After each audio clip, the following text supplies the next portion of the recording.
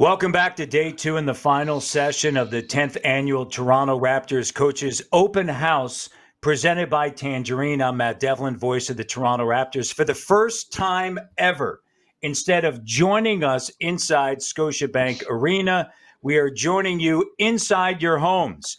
After this session, we are going to have our final pop quiz, a Kahoot.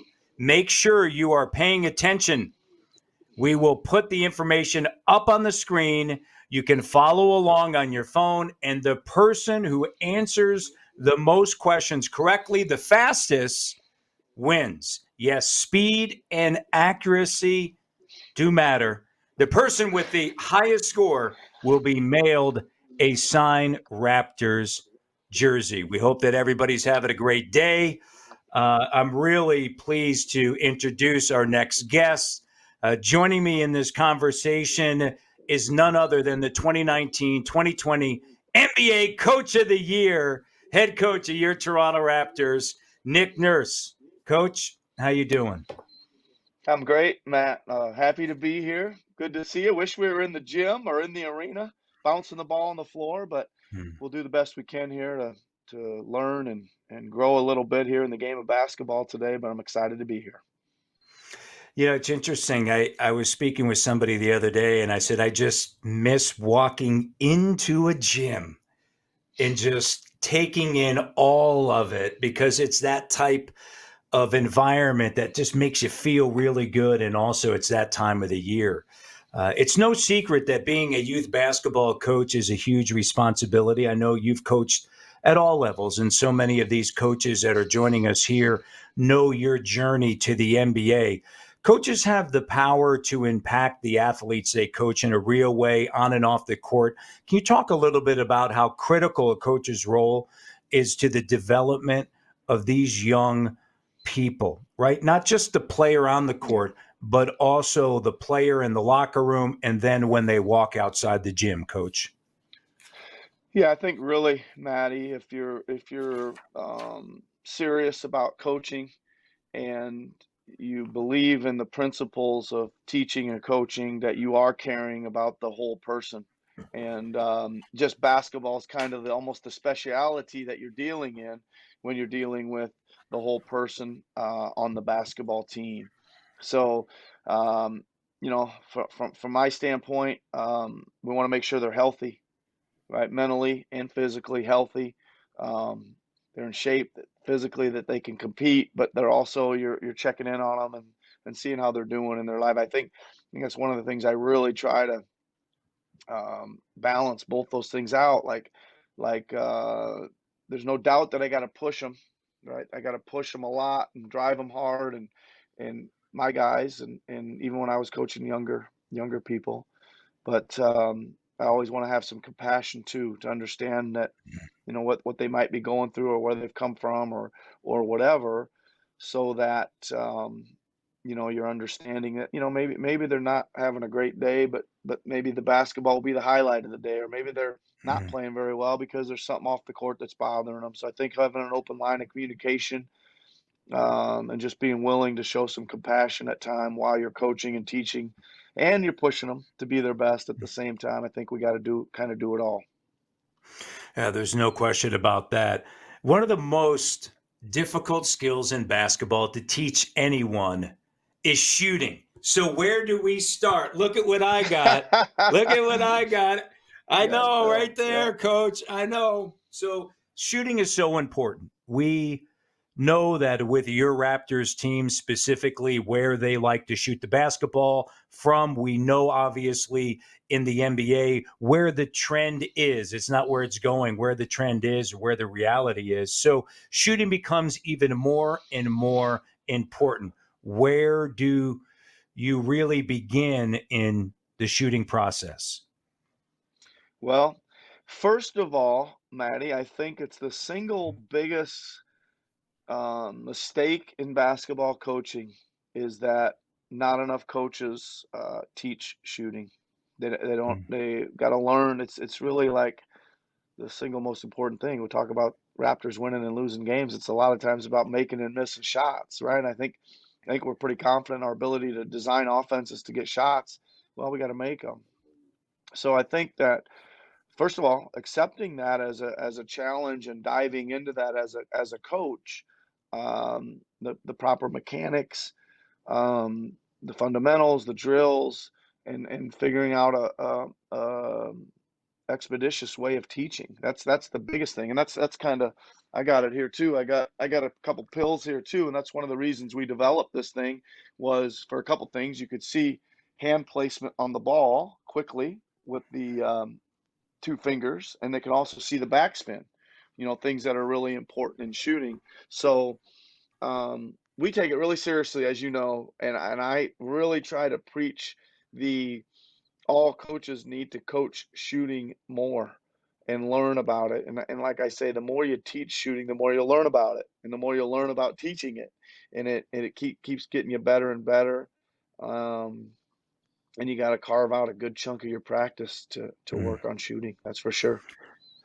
Coach, it's interesting because I've been around the game a long time. You certainly have as well. And you walk into a gym, especially with younger players, and you'll hear, well, he or she is a shooter.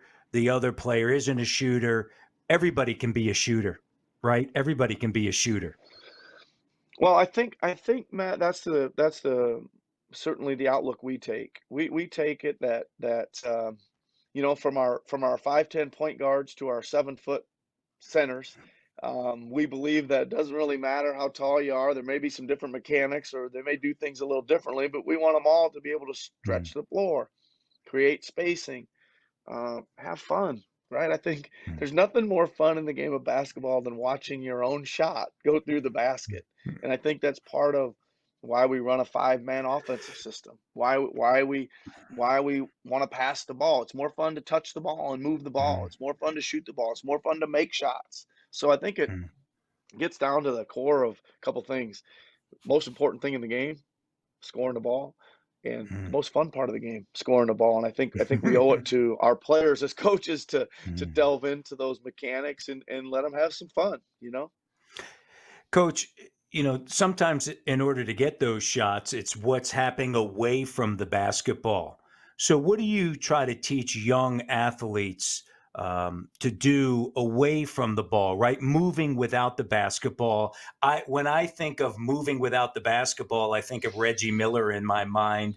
But there are so Yeah. many different things that you can do when you don't have the basketball. And I'm not certain that players, coaches understand how important that aspect of the game is.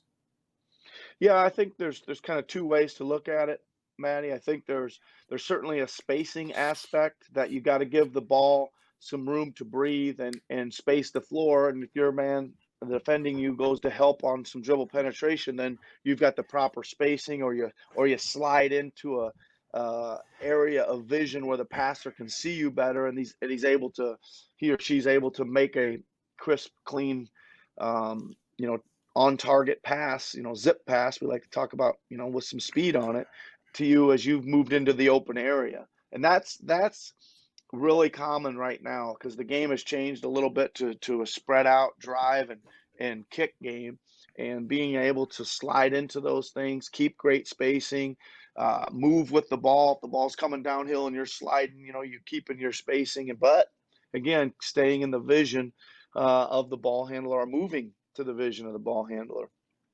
The flip side of that, Matt, would be, when you're getting guarded and you're coming off screens, right? And Mm, talking about V cuts and rubbing shoulders off of screens and changing directions. We always said the V cut, is a shape of a V, but we used to say it was a violent cut. It was such a one way, mhm, violently stop and push off the other way, make a violent change of direction. Those are the kind of things that get you open, some physicality, running tight off the screens, curling tight off the screens. It's kind of looking at it from both ends of the spectrum there. Coach, I know that certainly this season was unlike any other. When you think about the history of the NBA and the challenges that were faced with stopping and then restarting. And so the question is, did you make any changes to your leadership approach while you were in the Orlando bubble? Did that evolve, through first going down to the Fort Myers, Naples area prior to Hmm. entering the pre-bubble bubble and then to the bubble in Orlando? Well, I think, Matt, I like to think that I'm pretty flexible, right? In Mm. general, I like to lay out a vision and a plan that is closely related to that vision. But I think more than ever, I was willing to um, kind of not say this is the way it's going to be. This I was kind of laying out the thing of this is what we think is going to happen, or this is what we'd like to have happen. But let's all kind of take things as they come here, and if we need to change course quickly, which we did several times, then we'd kind of talked about the ability of taking things as they come, or switching directions, or pivoting, whatever word you want to use. Um, so I would say that probably I really tried to make a conscientious communicative effort to our team to tell them this is where we are. Not sure this is where we're going to be in 2 weeks. Um, and let's be ready to be flexible and adjust ourselves. It is an interesting balance because when you think about uh, coaching, so many coaches will get hung up in this is what we do, this is the way we do it. And there is that balancing act of having those fundamentals, but then also, coach, as you well know, as things are unfolding in front of you, having the ability then to really call an audible, right?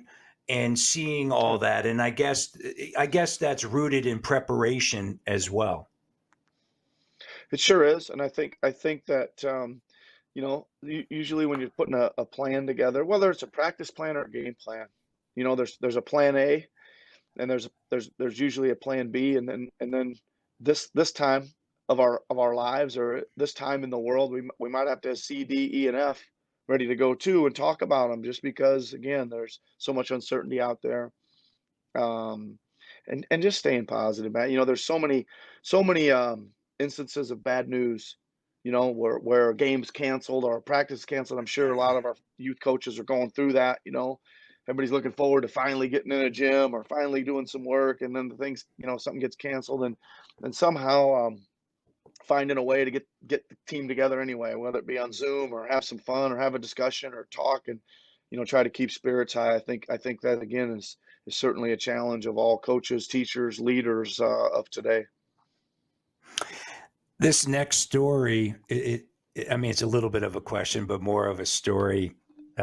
It's just really uh, one of my favorites. Why I admire you and all your coaches so much. Uh, the integrity, the discipline, the work ethic that each and every one of you and your coaches have, as well as the journey to be where you are. And recently, your assistant coach, Nate Bjorgren, former Raptors assistant coach, was named the head coach of the Indiana Pacers. And I think back, and you know the journey better than I did because you lived it, but I've read about it. I've talked to you and Nate about it, but how both of you were coaches, obviously, at the G League level, and how different that is, right? And how all the Mhm. challenges that you guys have faced. And now all of a sudden, here you were both at the NBA level. And not only that, coach, now you're both head coaches at the NBA level. Must be magical feeling. Well, it is, Matt. I mean, you kind of think about, first of all, I'm extremely proud of Nate and happy for him, right? I think I always, talk about part of my job is to develop people, not players and my staff, and really help them try to reach their goals and dreams. That's kind of, you want to ask me what's coaching about, that's it, right? And to have one of my longtime assistants get a dream come true for him is really really interesting. I mean, there's only 30 of the jobs. You got to have some timing and some breaks, and it's hard to believe he grew up about 50 miles north of me in a town of about 8,000 people. My town's about 10,000 people. So two guys from the same small town, rural America, getting to coach NBA teams is pretty neat, pretty special. But I just, On to the next one now. Let's see which next staff member can get out there and get their own head coaching job. It's really awesome to see Carroll, Iowa, and Storm Lake, Iowa, well represented in the NBA. How do you balance installing your own systems and coaching philosophies while playing to the strengths of your team? Yeah, I mean, I think that Matt, that each season takes its own kind of shape and form based on your what your team is and who they start becoming and what their identity starts showing themselves. Obviously, I have a philosophy or a framework and even a system, maybe systems maybe a little strong, but of how we want to play. We have ideas of who we want to be and things like that. And for us, I always say that it starts on the defensive end. You're probably not going to get on the floor. Probably not going to get on the floor too much if you're not in tune with what we're doing defensively or executing game plans, etc. But then you just got to shape it.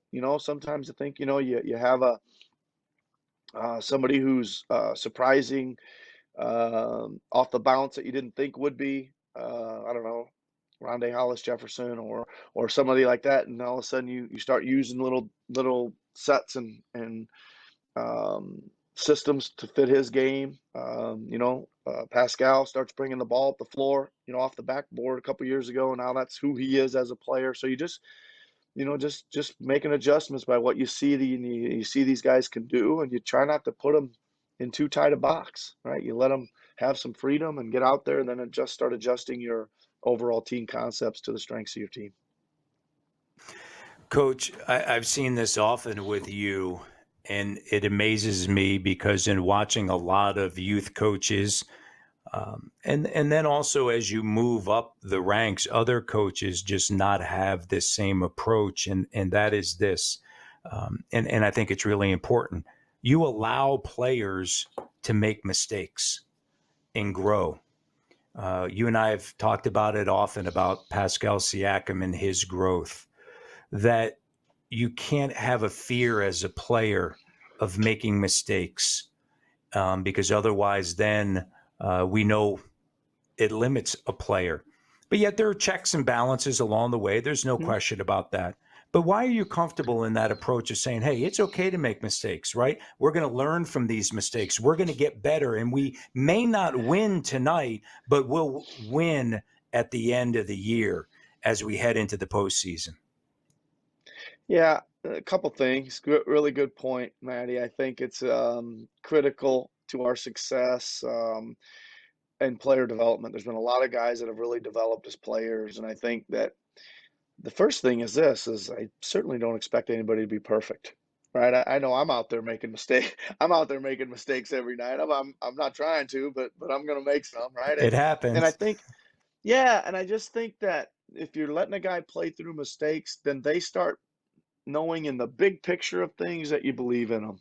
You really believe in them, and you know that it is going to be a learning experience, and those four turnovers will turn to three someday, and those three will turn to two, and then you're going to be, really, playing close to your best. It is a game of mistakes, and we're always trying to get to perfect that we're never going to get to.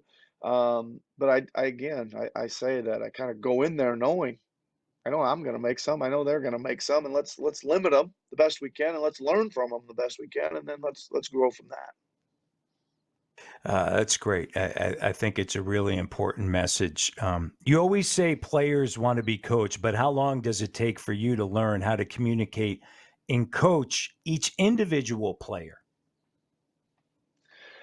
Well, I think that's probably individually a different time frame for each individual, Maddie. I think first of all, the comment is true. The players want to be coached. I think they want um, at this level, and I think at any level to be put in positions to succeed.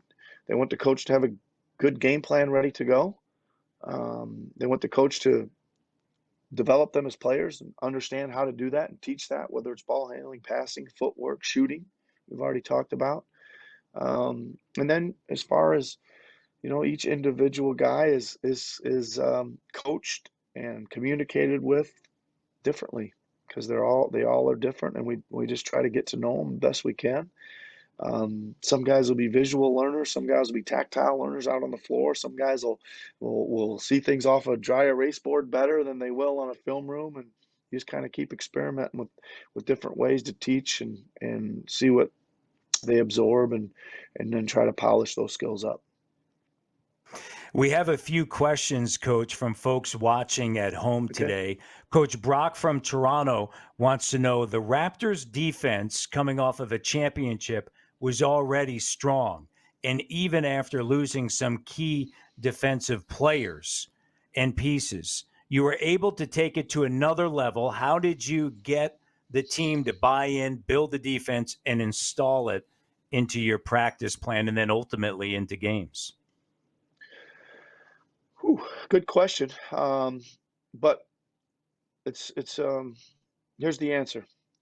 The answer is we got four pillars of our defense that we strongly believe in. And once we communicate what those four pillars are, we hold the players accountable. How do we hold them accountable? Well, we don't just say we're going to hold you accountable. We measure, we track things. For instance, one of the pillars, um, Matt, is blocking out for rebounding. When a shot goes up, do you make contact and block out? And you're gonna get a grade for that on every game. So if you had 10 chances to block out in the game and you did it 7 times, you get a grade of 70%. And every day after a game, that those numbers are put up on the board before we watch film, and the players take those numbers up. And if they missed a few, they want to watch them on film so they can see how to get better. They sit down with their assistant coaches. But just those things, we got some things we really believe in: ball pressure, shot contest, blocking out, um, and we grade them on those things. That's the best thing I can. That's the best reason I can give you. We believe in playing D, and we want you to play. Yep. All right, so blocking out, shot contest. What else you got for the coaches? You want me to give all our secrets away Ball today, huh, pressure. Maddie? No. We got You three want? of the four. You We got got three of the it's four. it's yeah Blocking it's out, shot the contest, and ball yeah. pressure. The fourth one I didn't mention is called gaps, which takes a little bit longer explanation. So when you're not pressuring the ball, you're in your help gap. So that's the fourth one. It's called gaps. Well, there you go. I Pretty was simple, able. right? It's I taken mean, me. It is simple, but it's taken me 7 years to get that out. I just want to let everybody know that it's taken me 7 years for Coach to finally share those four principles, pillars. pillars, yeah, the pillars. The NBA Coach of the Year. And look, as you said, they are simple, but obviously there's multiple levels to all of this, right? And I think that that's an Oh yeah. important thing for everybody to understand. Coach Elizabeth from Ottawa wants to know, we know you're a big reader and writer now. What Yeah. books are you reading right now? Oh wow. Two really good question. I'm reading a book called The Intelligent Coach. I wish I had it here. I would hold it up. Um, that's by Ron Ecker. Ekker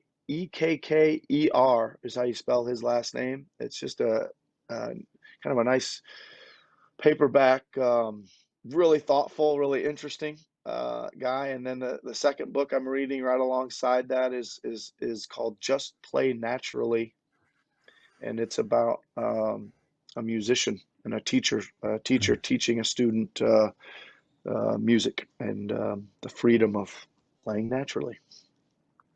You mentioned a book in your book um, about a coach that was written back in the 50s. So could you share that book as well for people that I don't know if it's still in The print, if 50s. maybe they can. 50s. It wasn't Was the it? Was it? 50s, man. It wasn't that long ago, but it was. I think it was in the 80s, 70s, maybe. Was it? Was it? It was a Yeah. while ago, if I'm not mistaken. The book that No, I think it you was. I think it talked was about. early 80s. Early Okay, 80s. sorry, I Called Freedom in apologize. Freedom in the Huddle. That's okay. Freedom. A book Okay, called yeah, Freedom in the Huddle. yeah, It's the creative edge in sports psychology is the full yeah, title. It's yeah, by Dr. Daryl Mudra, who was the football coach at the yeah. University of Northern Okay. Iowa when I was going to school there.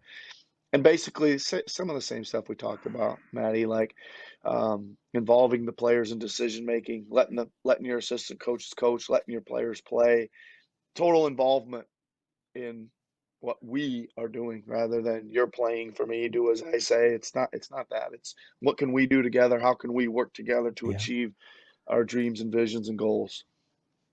I was dating both of us, but I think I got lost there somewhere along the lines there. I've read so many It's books okay. recently. By the way, your book is absolutely sensational, and I encourage anyone out there, if they haven't read it yet, to do so, because it's just a tremendous journey for Coach Nurse, and it speaks to his passion and love for the game of basketball. And ultimately, I think the thing that stands above it all, he's a teacher, and I think even above that, he's now a professor.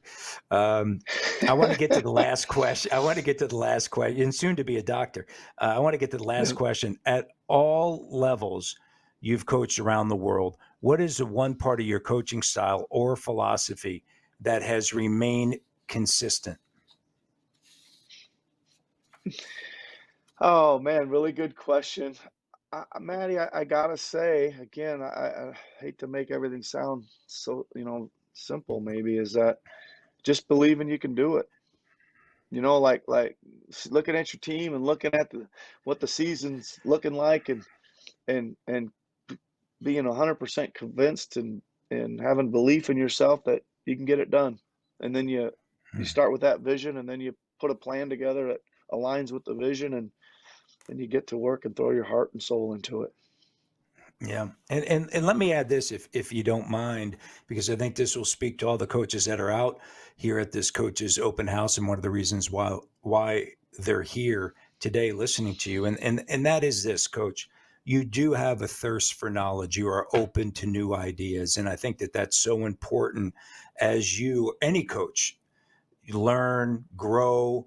And I think that that's certainly something as well. Just my perception of from the outside in, your willingness to continue to add, to ultimately your entire resume. And what I mean by that, that's not what's on paper, just meaning your reference knowledge, all those sort of aspects that would make you one of the best coaches in the NBA. So here we go. We are down, Coach, to the final little bit. So that here is the very end. We appreciate everything that you're doing. We appreciate you taking the time. Uh, hopefully basketball is back soon. It appears as though it will be. And we appreciate you. We know how busy you are as you get set for this upcoming season, whenever that takes place. A huge thank you to Tangerine. Without their support, this event wouldn't be possible. And I know, obviously, you'd like to say a couple of closing words before I get Yep. to the very end of the show. Well, thanks everybody for tuning in. First of all, this coaches open house is a huge event for us every year, and it's so well attended, and such a big thing. And I get a real kick out of bumping into some of you out there, and saying you went to the open house, or hearing about things that you've learned from our staff. And thanks to our staff again for doing a great job with this open house. But man, the biggest thing I want to say is I can't wait to see you in person next year when we get back in Yeah. the arena, and we can do it all live again. So thank you all very much.